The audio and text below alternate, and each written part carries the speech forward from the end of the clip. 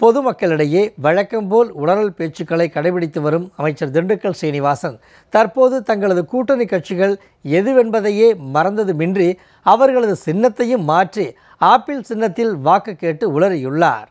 அவரது இந்த கோமாளித்தனமான போக்கு அங்கிருந்த அதிமுக தொண்டர்கள் மத்தியில் முகசுளிப்பை ஏற்படுத்தியது.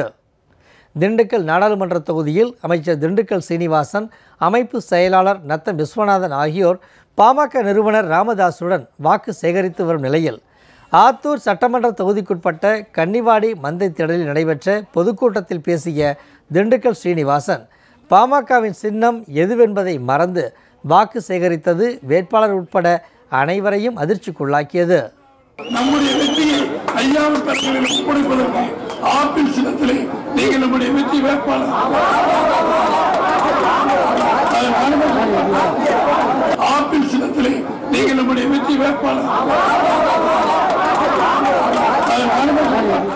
அதிமுக மற்றும் அதன் கூட்டணி சார்பில் நடைபெறும் தேர்தல் பிரச்சாரங்களில் அமைச்சர்கள் உட்பட அந்தந்த கட்சிகளின் மூத்த நிர்வாகிகள் தொடர்ந்து உளறி வருவது பொதுமக்களிடையே நகைப்பை ஏற்படுத்தி உள்ளது.